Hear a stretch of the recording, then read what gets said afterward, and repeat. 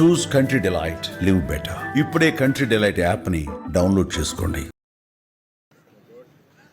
మీరు చూస్తే బాగా చదువుకున్నాడు, బిఈ చేశాడు, బీటెక్ చేశాడు. చేసిన తర్వాత అవుట్ సోర్సింగ్ పని కూడా మీరు చూశారు. అక్కడ కాఫీ, అదేనా కాఫీనే కదా, కాఫీ గింజలన్నీ కూడా ఎక్కడికక్కడ పనిచేసే పరిస్థితికి వచ్చాడు. పట్టుదల వదిలిపెట్టలేదు, ఉడుం పట్టుబట్టాడు. ఈరోజు నచ్చిన ఉద్యోగం పోలీస్ కానిస్టేబుల్ ఉద్యోగం వచ్చింది. ఇది ప్రారంభం మాత్రం, ఇక్కడి నుంచి శుభారంభమే. వదిలిపెట్టద్దు. నెక్స్ట్ ఏ ఎగ్జామ్ వచ్చినా నువ్వు రాయాలి, రాసి మళ్లీ నువ్వు పోలీసు ఉద్యోగం కానీ ఏ ఉద్యోగమైనా ఉన్నత స్థాయికి రావాలి. వస్తావా? నమ్మకమేనా? డెఫినెట్ గా చెప్పు అందరికి.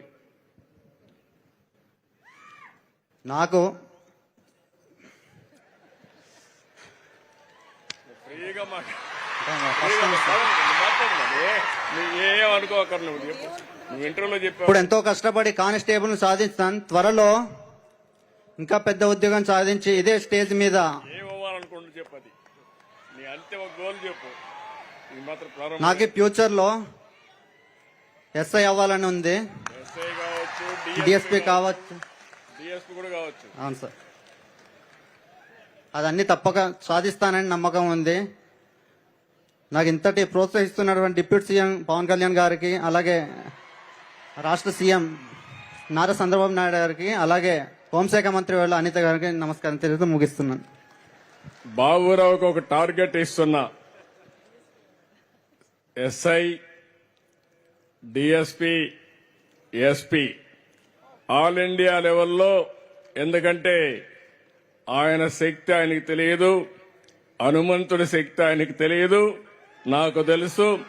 భవిష్యత్తుండే కుర్రాడు బాబురావు తప్పకుండా కష్టపడి ప్రయత్నం చేస్తే ఐపీఎస్ అయ్యి మళ్ళా ఇదే ఇక్కడ మన దగ్గర ఉద్యోగం చేసే పరిస్థితికి వస్తుంది. గట్టిగా చప్పట్లు కొట్టి ఆశీర్వదించండి.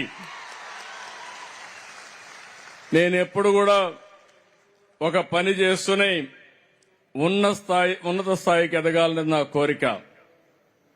ఒక గిరిజన అబ్బాయి మారుమూల గ్రామం నుంచి వచ్చాడు.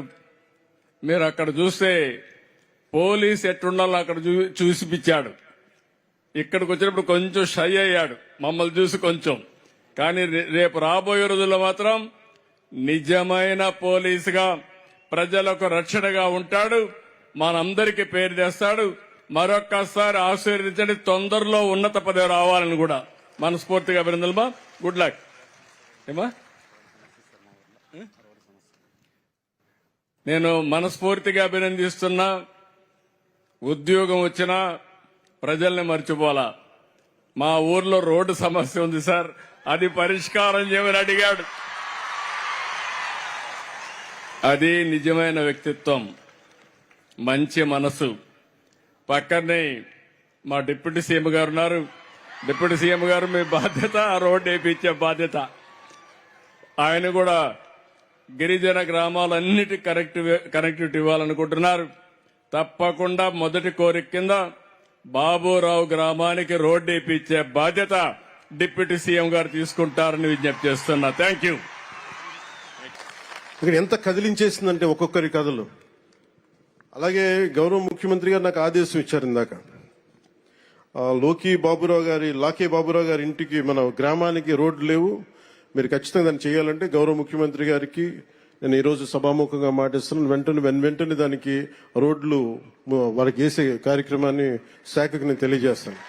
అంటే నాకు ఏమి నచ్చింది దీంట్లో అంటే, మీరు కాకి చొక్కా వేసుకుంటే అది మీ గుండె ధైర్యానికి సూచన. అది అందరూ భయపడతారు ఇలాంటి బాధ్యతతో కూడిన ఉద్యోగాలు చేయాలంటే. కానీ మీరు ఎదురొచ్చి సమాజం కోసం మీరు చేస్తున్నారు సేవ, సమాజం కోసం మీరు సేవ చేస్తున్నారు. దాదాపు ఇన్ని కోట్ల మంది జనానికి మీరు ధైర్యం ఇస్తున్నారు. అలాగే నేను మేడం అనిత గారికి కూడా చెప్తా ఉన్నాను, మీకు విధి నిర్వహణలో మీ మీద చిన్నపాటి కించపరిచిన మీ ఉన్నతాధికారులు మీకు అండగా ఉండాలని మనస్ఫూర్తిగా నేను కోరుకుంటున్నాను. ఎందుకంటే ఒక కానిస్టేబుల్ అనే ఒక పదం మీద ఎవరన్నా సరే గొంతెత్తుదామంటే ఈరోజు మీ అందరి కథలు ఏమి అర్థమైనాయి అంటే 5 కోట్ల మంది ప్రజలకి, దేశ ప్రజలకి ఒక ఉద్యోగం కోసం మేము ఎంత తపన పడతాం, ఎంత కష్టపడతాం. కేవలం 2 ఆడపిల్లలనే పెట్టుకొని ఒక వెనకబడ్డ కులాల నుంచి వచ్చిన ఎంత కష్టపడతాం, ఇది ప్రజలకి తెలియచేయడం చాలా చాలా చాలా అవసరం.